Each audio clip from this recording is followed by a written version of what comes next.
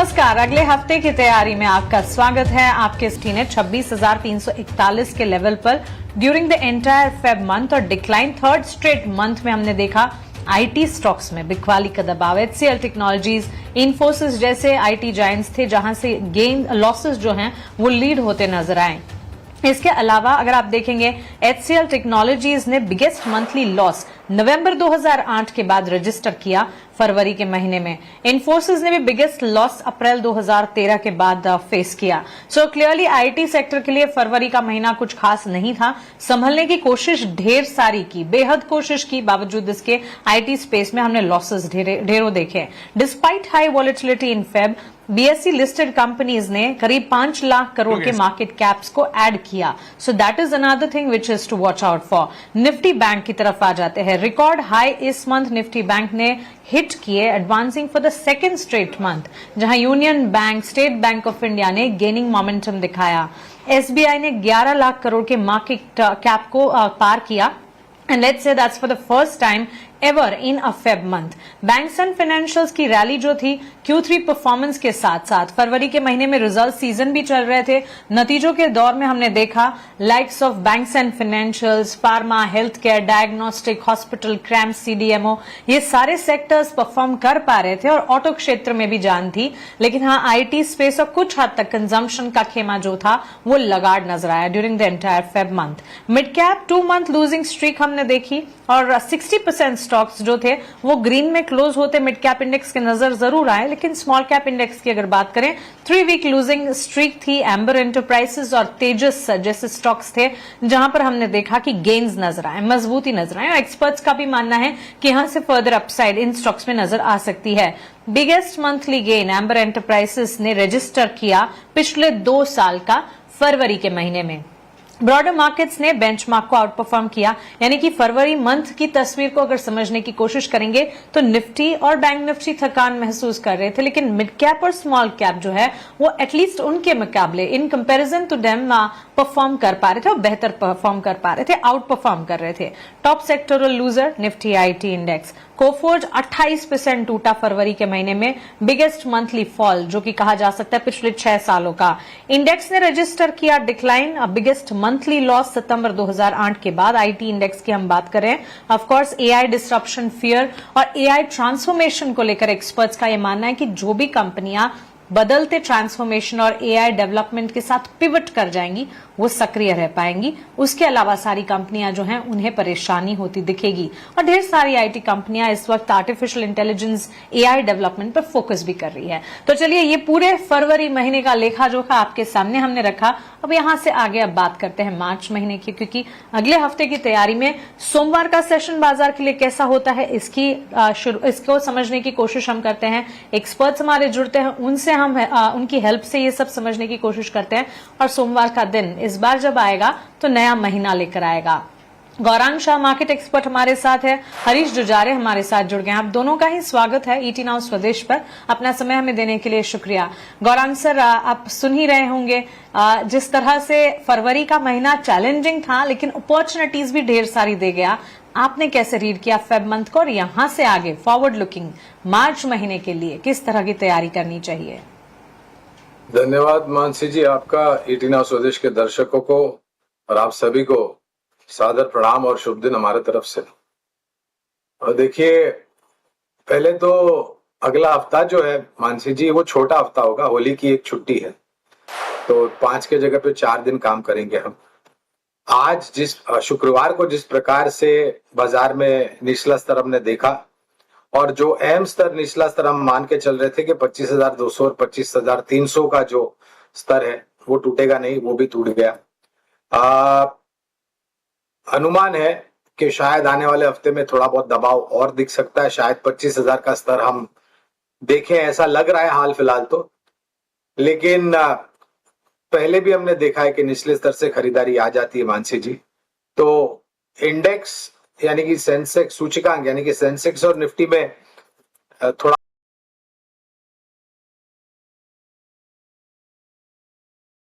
बहुत दबाव रह सकता है, लेकिन क्षेत्र और कंपनी के आधार पर मेरे ख्याल से काफी कुछ हरकत हमने इस हफ्ते भी देखी, पिछले हफ्ते भी देखी, आने वाले हफ्ते में भी हम देखेंगे, ऐसा हम मान के चल रहे हैं। एक छोटा डिस्क्लोजर दे देता हूं क्योंकि हम स्टॉक स्पेसिफिक भी चर्चा करेंगे मानसी जी के जो भी निवेश लायक रणनीति आज इस कार्यक्रम में रखेंगे ये बुनियादी तर्क के आधार पर हमारी फंडामेंटल रिसर्च टीम की तरफ से राय है। इसमें हमारी कंपनी जियोजेट अथवा मेरा किसी भी प्रकार का व्यक्तिगत निवेश नहीं है, ना ही किसी प्रकार का वित्तीय लाभ मिलता है, ना ही किसी प्रकार का कॉन्फ्लिक्ट ऑफ इंटरेस्ट, लेकिन इस स्तर पर राय हम हमारे क्लाइंट्स को देते हैं, संभव है कि उनका निवेश हो सकता है। तो इस प्रकार की गिरावट में मानसी मैं मानता हूं कि निवेशकों के लिए एक बहुत बड़ा मौका होता है। अगर आप आने वाले महीने 3 महीने 6 महीने या उससे कम की समय सीमा नहीं देखते हैं और लंबी अवधि का नजरिया रखते हैं तो आप एक अच्छा खासा पोर्टफोलियो खड़ा कर सकते हैं। रहा सवाल आपका प्रश्न मार्च का महीना, तो देखिए मानसी जी मार्च का महीना वित्तीय वर्ष का आखिरी महीना होता है और एडवांस टैक्स के नंबर्स, लोगों को अपने बैलेंस शीट पर कैश दिखाने होते हैं, उसको लेकर के शायद थोड़ा बहुत बिकवाली का दबाव भी रह सकता है शेयर बाजार में या म्यूचुअल फंड में। तो शायद एक निचले तरफ का दायरा मार्च महीने में रहे ऐसा लग रहा है हाल फिलहाल, बशर्ते कि कोई ऐसी खबर आए जिससे बाजार में थोड़ी बहुत स्थिरता और सहानुभूति आए और हम ऊपर के तरफ के दायरे देखें। लेकिन अब बाजार बहुत ही सीमित दायरे में घूमेगा, 25,000 और 24,800 नीचे की तरफ, 25,300 से लेकर के 25,500 ऊपर की तरफ, ये एक दायरा है जहां पर शायद बाजार कामकाज कर सकता है। चलिए, तो बिल्कुल रेंजेस के साथ साथ बाजार के लिए फंडामेंटली तस्वीर यहां से आगे कैसी नजर आ सकती है, विस्तार से गौरांग सर ने हमें बताया। हरीश जी भी हमारे साथ जुड़े हुए हैं। हरीश जी, आपका भी स्वागत है। बताइए, नए महीने के लिए जब अगले हफ्ते हम बाजार खुलते देखेंगे, किस तरह के सेंटिमेंट्स हैं? पिछला महीना क्रक्स मैंने सामने रखा सभी के। PSU bank top sectoral gainer थे during the entire month. Pharma ने भी बाजार को संभालने का काम किया और ऑटो भी बिगेस्ट मंथली गेन सितंबर 2025 के बाद देख रहे थे। 5% की बढ़त थी। यहां से आगे कौन से क्षेत्र, कौन से प्लेयर्स आपके फोकस रेडार पर रहेंगे? गुड इवनिंग मान जी, बिल्कुल। अगर जैसे आपने बताया, बिल्कुल IT sector was the major impact देखने मिला था, जहाँ पे हमने देखा था अच्छा खासा बिकवाली देखने मिला थी। सारी दिग्गज कंपनियों से बिल्कुल प्रेशर देखने मिल रहा था, स्पेशली जिस तरीके से टीसीएस, इन्फोसिस में से हमने बिकवाली देखने मिल रही थी, तो उसका इम्पैक्ट बिल्कुल देखने मिल रहा है इंडेक्स में से। तो हो सकता है कि मुझे लग रहा है कि आने वाले दिनों में थोड़ा बहुत रेंज बढ़ सकता है। जिस तरीके से आज का सेलिंग प्रेशर देखने मिल रहा था, तो मुझे लग रहा है कि थोड़ा वीकनेस आने वाले दिनों में और दोबारा देखने मिल सकता है। देखिए, मॉर्निंग सेशन में हमने डिस्कस कर रहे थे कि स्पेशली लगातार 3 दिनों से एक दायरे में ट्रेड कर रहा था इंडेक्स, लेकिन हमें देखने मिल रहा था कि ऊपर लेवल पे से सेलिंग भी देखने मिल रहा था, लेकिन कहीं ना कहीं अभी तक पीसीआर घटने रहा था। कहीं ना कहीं वो वहीं पे रेंज में ट्रेड कर रहा था 0.85-88 के आसपास ही। लेकिन आज सेल ऑफ के बाद ही वो थोड़ा बहुत कूल ऑफ होते हुए नजर आया, जो कि 0.62 तक आज के नजर आया। तो मुझे लग रहा है कि जिस तरीके से जो आज फॉल देखने मिला, जो गैप फॉर्मेशन बनाया था निफ्टी में बजट के टाइम पे, तो वो जो गैप है वो फिल करते हुए नजर आ सकता है आने वाले दिनों में, जो कि सपोर्ट दिखाई दे रहा है 25,100 के करीबन। तो ओवरऑल सेटअप मुझे लग रहा है कि थोड़ा वीक बंद देखने मिल सकता है शुरुआत के अगले हफ्ते में, लेकिन मुझे लग रहा है कि जल्दी ये रिकवरी भी देखने मिल सकता है। सेटअप मुझे लग रहा है कि थोड़ा वीक हो सकता है, लेकिन मुझे ओवरऑल पॉजिटिव का ही रुझान रहना चाहिए सेटअप के हिसाब से। आने वाले समय के लिए मुझे लग रहा है कि 2 सेक्टर्स में ध्यान देना चाहिए। जिस तरीके से हमने देखने मिल रहा है कि लास्ट कुछ दिनों से स्पेशली पावर सेगमेंट में वहां पे अच्छा खासा मोमेंटम देखने मिल रहा है, और मुझे लग रहा है कि कैपिटल गुड्स में भी अच्छा मूवमेंट है। तो ये दोनों सेक्टर्स में मुझे लग रहा है कि वहां पे ध्यान देना चाहिए। और एक हमने देखा है कि सीपीएससी इंडेक्स में क्लियरली एक ब्रेकआउट है टेक्निकल सेटअप पे, तो निफ्टी सीपीएससी स्टॉक्स में अच्छा मूवमेंट देखने मिल सकता है। तो इन सेक्टर्स में थोड़ा ध्यान देना चाहिए आने वाले दिनों में स्पेशली। ऑलराइट, तो चलिए, हरीश जी ने भी विस्तार से मैं बताया कि यहां से आगे किस तरह की रणनीति बनानी चाहिए। निफ्टी एनर्जी स्पेस में भी हमने मूव्स देखे हैं ऑन द पॉजिटिव अपसाइड। यहां से देखना होगा कि आने वाला नया महीना जो है किन सेक्टर्स के लिए बेहतर साबित होता है और कौन से सेक्टर्स अभी वीक साबित होते हैं नए हफ्ते में, नए महीने में। लेकिन चलिए, यहां से आगे बढ़ेंगे और सवाल जवाब का सिलसिला शुरू करते हैं। सवाल गौरांग सर, बजाज फाइनेंस कि 10 शेयर्स 1010 के दाम पर उन्होंने खरीदे हैं। नजरिया वो शॉर्ट टर्म का मांग रहे हैं, लेकिन हाँ, फंडामेंटल एनालिसिस के लिहाज से आप अपनी राय दीजिए। कैसे देख रहे हैं बजाज ट्विंस को? बजाज फाइनेंस में इन्होंने निवेश किया है, लेकिन बजाज ट्विंस पर आपका फंडामेंटल टेक क्या है? तो ये कंपनियां सक्षम और मजबूत है मानसी जी, बजाज फिनसर्व और बजाज फाइनेंस। और मैं हमेशा एक बात बोलता हूं कि अगर आपने निवेश अच्छी कंपनी में किया है, तो अगर आपके पास समय सीमा की बाधा नहीं है, अगर आपके पास समय पर्याप्त है, तो आप उस निवेश को लंबी अवधि के नजरिए से देखें तो ज्यादा उचित होगा। क्योंकि शेयर बाजार में अगर आपने सक्षम और मजबूत कंपनियों में निवेश किया है, तो लंबी अवधि में वो आपको निवेश के ऊपर कुछ मुनाफा दे के ही जाता है शेयर बाजार। दोनों कंपनियों में से हमारी खरीदारी की राय जो है वो बजाज फाइनेंस पे है मानसी। और हमने अक्सर देखा है कि ये स्टॉक कुछ समय से दायरेबंद कारोबार कर रहा था, कुछ नतीजों को लेकर के हल्की सी चेतावनी दी थी, उसके कारण ये दायरेबंद रहा। फिर इस हफ्ते हमने देखा ये 1000 के पार भी गया और आज 1000 के नीचे आकर के बंद दिया है। जब पहले तो इनकी शेयर की संख्या 10 है, अगर लंबी अवधि के लिए निवेश लायक पूंजी है, जो मैं उनको कहूंगा, दरखास्त करूंगा या राय भी दूंगा कि आप कोशिश करें कि आप थोड़ी बहुत बचत करके आपका निवेश बढ़ाएं बजाज फाइनेंस में। और अगर आपको बढ़ाना है तो मेरे ख्याल से 950 के नीचे, क्योंकि बाजार में थोड़ा बहुत कमजोर माहौल है, बिकवाली का दबाव ज्यादा है मानसी जी, तो 950 के नीचे अगर आता है तो ये थोड़े बहुत और भी जोड़ सकते हैं। लेकिन मैं उनको फिर से कहूंगा, नजरिया लंबी अवधि का रखें, क्योंकि एक सक्षम और मजबूत कंपनी है एनबीएफसी क्षेत्र की, और एक बहुत ही बेहतरीन कॉर्पोरेट ग्रुप से आती है ये कंपनी बजाज फाइनेंस। एब्सोल्युटली। तो चलिए, ये राय बजाज फाइनेंस पर आपको मिल गई है। सक्षम है कंपनी, बजाज ट्विंस के दोनों शेयर्स हैं, लेकिन बजाज फाइनेंस पर कन्विक्शन जो है गौरांग सर का और बढ़ता हुआ। अगला सवाल देख लेते हैं। हरीश सुभाष जी का सवाल है ओला इलेक्ट्रिक पर। इन्होंने ओला इलेक्ट्रिक के शेयर्स खरीदे हैं 26 रुपए के दाम पर। अब इनकी क्वांटिटी जो है वैसे तो 30,000 लिखी है। अब अगर ये सही है तो करीब 8 लाख का निवेश ओला इलेक्ट्रिक में इन्होंने किया है, लेकिन अगर 3,000 शेयर्स ही है और ये क्वांटिटी गलत लिखी है हमारे सिस्टम में, तो फिर 1 लाख, करीब 1,78,000 तक की इन्होंने निवेश किए हैं। नुकसान है क्योंकि बड़ी मात्रा की खरीद है। क्या राय होगी ओला इलेक्ट्रिक के स्टॉक पर? देखिए मानसी जी, बिल्कुल यहाँ पे टेक्निकली तो ज्यादा बड़ा सजेशन नहीं दे पाऊंगा, लेकिन अगर गौरांग सर अगर फंडामेंटली इसमें कुछ अप्रोच दे सके तो बेहतर रहेगा, क्योंकि हमने देखा है कि लगातार स्टॉक में करेक्टिव फेज भी देखने मिल रहे हैं, तो कोई भी उछाल टिक नहीं पा रहा है स्टॉक में। तो मुझे लग रहा है कि इसमें ज्यादा बेहतर रहेगा कि थोड़ा फंडामेंटल अप्रोच के साथ ही इसमें डील किया तो बेहतर रहेगा स्टॉक। जी जी बिल्कुल हरीश जी। गौरांग सर, फंडामेंटल्स की जहां बात चली है, वैसे अगर देखा जाए तो कंपनी के लिए नेगेटिव ट्रिगर्स कई है। लो इंटरेस्ट कवरेज रेशियो है, प्रमोटर होल्डिंग भी डिक्रीज होती दिखी ओवर लास्ट क्वार्टर। पॉजिटिव्स में सिर्फ कंपनी ने डेट रिडक्शन किया है।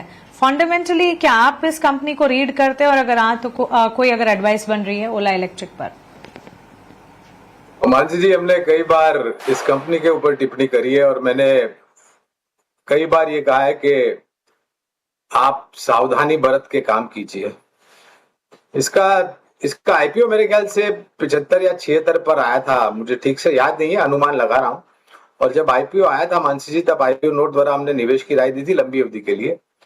आईपीओ लिस्ट हुआ, लिस्टिंग समय भी हमने हमारे चैनल लिटिना स्वदेश और सहयोगी चैनल लिटिना पर टिप्पणी करी थी। लिस्टिंग के बाद ये करीबन 150 तक गया था मेरे ख्याल से, और उसके पश्चात निरंतर नीचे के तरफ के दायरे, और सभी प्रकार के लोगों को, चाहे वो कारोबारी हो या निवेशक हो, नुकसान ही नुकसान हुआ है। अपने सर्विस सेंटर्स की संख्या कम कर रहे हैं, पहले बढ़ाने की बात कर रहे थे, अब कम करने, ये दोगलापन जो है मैं उसकी बात कर रहा हूं। कुछ दिनों पहले इनके टॉप मैनेजमेंट के ऊपर मेरे ख्याल से कुछ वारंट इश्यू हुए थे, और कोर्ट ने वो मेरे ख्याल से वारंट खारिज किए, तो स्टॉक ऊपर गया। ये भी कोई खबर नहीं है कि शेयर का भाव ऊपर जाए, बुनियादी दर के आधार पर ऊपर जाना चाहिए। शिकायत अगर आप देखें मानसी जी कंज्यूमर कोर्ट में, तो एक बार मैंने पढ़ा था 10,000 से ज्यादा शिकायतें हैं कंज्यूमर्स की। इनके स्कूटर्स सर्विस सेंटर में जाते हैं, वे अगर फिर लौट के दुरुस्त होकर के उपभोक्ता के पास आते नहीं है, तेल छिड़क कर उस तेल उसके ऊपर तीली फेंक देते हैं, आग लगा देते हैं इनके स्कूटर्स को। लोग इस तरीके से परेशान हैं। मैं मानता हूं कि इस कंपनी को छोड़ करके जो एस्टैब्लिश प्लेयर्स है इसके पहले, उदाहरण के तौर पर जहां पर हमारी खरीदारी की राय, ओला इलेक्ट्रिक पर तो मैं विशेष रूप में टिप्पणी नहीं करूंगा, क्योंकि हम इस प्रकार की कंपनियों का बुनियादी दर पर मापदंड करते नहीं है, हमारा समय व्यर्थ हो जाएगा ऐसा हम मानते हैं। तो एस्टैब्लिश प्लेयर्स में बजाज ऑटो है, हीरो मोटोकॉर्प है, टीवीएस मोटर्स है, आप इन सब पर ध्यान देते तो ज्यादा उचित होगा। भाव कम है और 3,000 या 30,000 शेयर ले लिए और ये आप अगर तर्क लगाते हैं कि आपको मुनाफा होगा, तो ये सबसे बड़ा जोखिम है आपकी सेहत के लिए और आपकी पूंजी के लिए, आपकी नींद के लिए और आपके स्वास्थ्य के लिए। बिल्कुल गौरांग सर, बड़ी ही बारीकी से आपने एब्सोल्यूट एनालिसिस कर बताया। इनफैक्ट अपोला इलेक्ट्रिक के लिस्टिंग प्राइस तक चले गए और बिल्कुल सही कहा आपने, 76 रुपीज पर शेयर लिस्टिंग जब हुआ और उसके बाद एक के बाद एक खबरों का सिलसिला और लिटरली स्टॉक में डाउन ट्रेंड्स। हमारी पीसीआर टीम ने अभी स्टॉक के चार्ट्स भी फायर किए थे पिछले 6 महीने के और गिरावट ही गिरावट ये स्टॉक ने झेली है। न्यूज फ्लोज भी नेगेटिव रहे हैं। हमारे व्यूअर के लिए एक ही हिदायत, एक ही राय है, इसी स्पेस में कई सारे स्टॉक्स हैं, कई सारी स्क्रिप्ट्स हैं, उनका चयन करें, उनमें निवेश करें और यहां से निकलने के बारे में सोचना चाहिए। एक और सवाल है मिस्टर पॉल का, आइनॉक्स विंड पर 100 शेयर्स 154 के दाम पर खरीदे हैं। हरीश, कोई टेक आइनॉक्स विंड पर आपकी तरफ से? मानसी जी, अगर देखा जाए तो देखिए लगातार स्टॉक करेक्टिव फेज में है, तो मुझे लग रहा है कि और थोड़ा करेक्शन देखने मिल सकता है आने वाले दिनों में। तो अभी फिलहाल के लिए सपोर्ट्स जो है ऑलरेडी टूट चुके हैं, 100 के आसपास सपोर्ट्स थे, उसके नीचे ट्रेड करते हुए नजर आ रहा है। तो हो सकता है कि और गिरावट देखने मिल सकता है आने वाले दिनों में। तो अगर लंबे समय का अवधि है तो मुझे लग रहा है कि बने रह सकते हैं, लेकिन बिल्कुल यहाँ पे और थोड़ा वीकनेस देखने मिल सकता है। तो थोड़ा वेट कीजिए, थोड़ा अगर नीचे के और 85 के आसपास आता है तो वहां पे थोड़ा एवरेजिंग के लिए कोशिश किया जा सकता है। तो फिलहाल के लिए थोड़ा बने रह सकते हैं, लेकिन सेटअप ओवरऑल चार्ट सेटअप की बात करते हैं तो लॉन्ग टर्म के हिसाब से बने रह सकते हैं, लेकिन फिलहाल के लिए एवरेजिंग के लिए ये मना करूंगा। तो थोड़ा नीचे आते हैं तो ऑलमोस्ट 85 के करीबन तो एवरेजिंग के लिए कोशिश किया जा सकता है स्टॉक में। ऑलराइट, तो चलिए ये टेक फिलहाल हमें मिल चुका है। इस बीच एक्सचेंज एंसिलरी प्लेटफॉर्म स्टॉक्स पर गौरांग सर एक टेक जानना चाहेंगे। वैसे तो हमारे एक व्यूअर है मिस्टर तिवारी, उनका सवाल एमसीएक्स पर है। 100 शेयर्स उन्होंने एमसीएक्स के खरीद रखे हैं और अपने एंट्री लेवल करीब 1500 के आसपास के वो एमसीएक्स में बता रहे हैं, लेकिन ओवरऑल प्लेटफॉर्म स्टॉक्स में हमने काफी गिरावट देखी है। 1591 की एंट्री है एमसीएक्स पर हमारे व्यूअर की, वहां से तो ऊपर गया है स्टॉक। ये और इसके अलावा अगर प्लेटफॉर्म स्टॉक्स पर कोई राय आप देना चाहें? मानसी जी देखिए, दोनों ही तरफ चाहे वो शेयर बाजार हो या कमोडिटी बाजार, एक अंदाजा हम लगाते हैं कि सालाना अगर आपको 12 से 15% का रुझान ऊपर की तरफ देखने मिलेगा, तो अगर आप इस 12 से 15% के रन रेट को कंपाउंडिंग करते 3 से 5 साल के नजरिए से, तो आप एक अनुमान लगा सकते हैं कि बाजार कहां पर जाकर के पहुंचेगा। पहली बात। दूसरी बात, निरंतर लोगों की संख्या बढ़ रही है, चाहे वो कमोडिटी मार्केट हो या फिर शेयर बाजार। तीसरी बात, हमें लग रहा है कि और ये जो एनएससी की आईपीओ की भी बात अनुमति जो मिली है और बहुत जल्द इसका आईपीओ मेरे ख्याल से इस साल के दूसरे आधे हिस्से में आएगा, ऐसी बातें हमने सुनी है। तो ये एक टेलविंड पॉजिटिव है एक्सचेंज प्लेटफॉर्म कंपनीज के लिए। उदाहरण के तौर पर, ये मैं कोई राय नहीं दे रहा, उदाहरण दे रहा हूं, बीएससी और एमसीएक्स जैसी कंपनियां। और MCX commodity market related services सेवाएं उपलब्ध कराती है और बीएससी शेयर बाजार में निवेश के लिए प्लेटफॉर्म उपलब्ध कराती है। हमारा नजरिया शेयर मार्केट के लिए काफी सकारात्मक है। एक कंपनी है जहां पर हम खरीदारी की राय दे रहे हैं जो सेवाएं उपलब्ध कराती है, CAMS, computer age management services. लेकिन एमसीएक्स की अगर आप पिछले साल, 1.5 साल, 2 साल, 3 साल, ये पूरा अगर आप इतिहास और रुझान देख ले, तो बहुत ही बेहतरीन तरीके से निवेशकों की निवेश की गई पूंजी में लाभ लेकर के दिया है इस कंपनी ने, इस कमोडिटी कंपनी ने, प्लेटफॉर्म ने। और मैं मानता हूं कि आने वाले समय में और भी बेहतर रुझान आने की संभावना है। विशेष रूप में टिप्पणी नहीं करूंगा क्योंकि कवरेज नहीं है, लेकिन एक चीज बिल्कुल कहूंगा, इनका जो निवेश का स्तर है वो काफी सकारात्मक है। ठीक है, बिल्कुल गौरांग सर। हरीश जी, बहुत शुक्रिया आपका हमारे साथ जुड़ने के लिए और हमारे व्यूअर्स के अगले हफ्ते की तैयारी करवाने के लिए। हमारे एक्सपर्ट्स की तरफ से उनके वैल्यू इन्वेस्टमेंट पिक्स जो हैं फ्लैशेस के जरिए आपके स्क्रीन पर हम फ्लैश कर देंगे। समय की पाबंदी है, फिलहाल अगले हफ्ते की तैयारी को हमें यहीं समेटना होगा, लेकिन ईटी नाउ स्वदेश पर खबरों का